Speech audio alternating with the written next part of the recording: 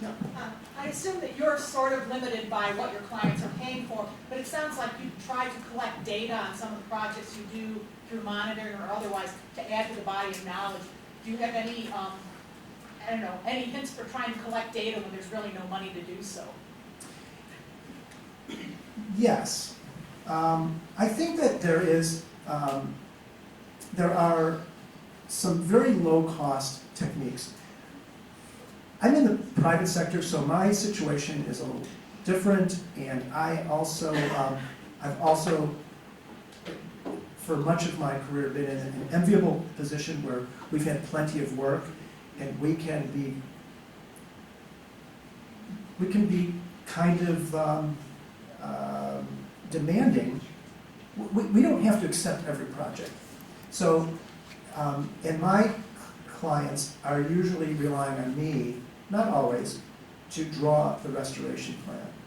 So we will put monitoring in there, but we want to make sure we don't blow a lot of money on it. I don't want to spend 30 or 40% of the budget on monitoring, okay? So we'll use things like photographic monitoring, a few simple plots, intuitive meandering kind of things, very low tech, may require one visit a year. It's not what we want to do in many cases, not enough, but at least we have the ability to get on the site and look at it every year. Some sites change a lot year to year, and some change very little. And sometimes the benefits of your efforts are not visible for 3 or 4 years. So it's really important to just get on site every year some way and somehow convince your client to do it and somehow convince your client to pay for it. Yeah. So in the beginning you mentioned that you do like a lot of landscape design and et cetera. One of the things that we're noticing is that a lot of invasives are coming in through different materials like mulch, gravel, et cetera. So when people are creating their gardens, could you offer some thoughts and some maybe like suggestions on like where people can go to get like the certified or clean materials that they did? That is a problem. It's a, Or clean materials. It's a problem like trying to find a clean space in my office. Okay. If you've ever been in my office, when the entire landscape's contaminated, it's very, very hard to be sure that when you're getting gravel brought in, the gravel might be clean, but the equipment probably isn't.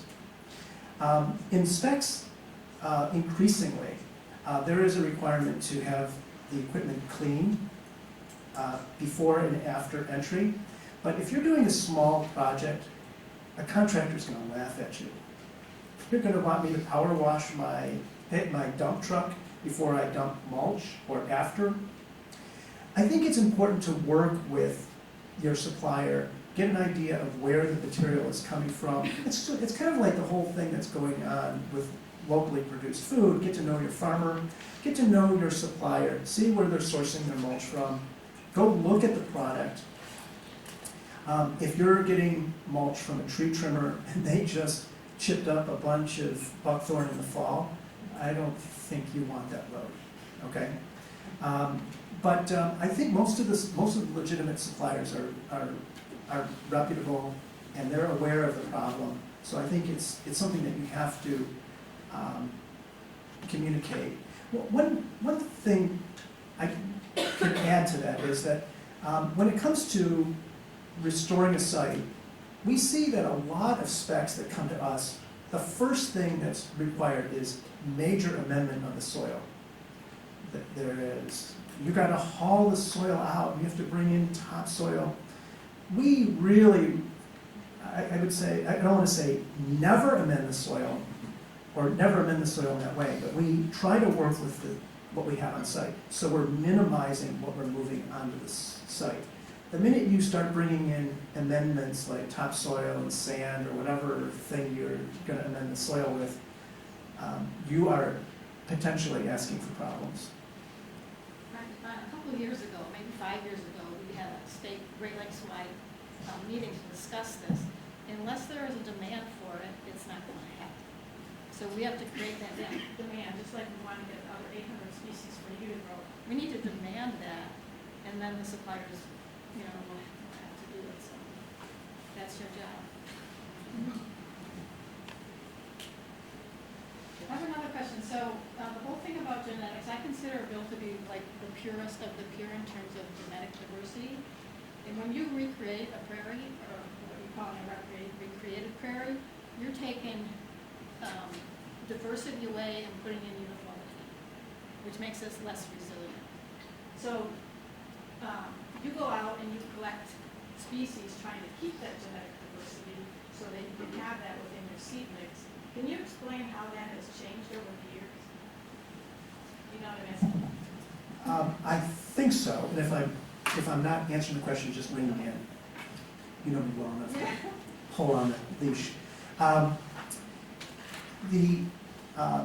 When I started doing this, when I look back, I look at how naive I was, at the beginning, and if I'm lucky enough to be doing this in 10 or 20 years, I'll think about the way we approach it now. We used to go out and collect from a site and accession it, record where we collected it, when we collected it, and grew it separately. So it might be 9-bark from this site, and then we had another population of 9-bark from this site.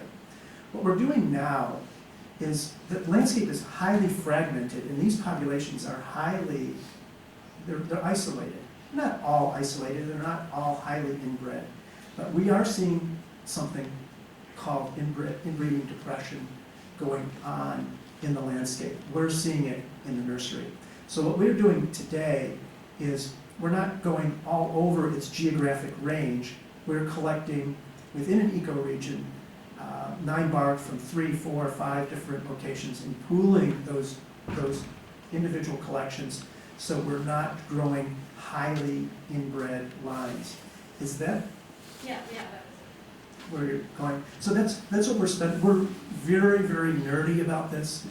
There's a little article on my website where when I decided to change the way we're doing things, I wanted to explain why we're doing it. I'm not saying it's the best way, it's the only way, but if you go on there, if you look on the website under hints, it's I think the first article, and it has to do with restoration in a changing landscape and environment. Thank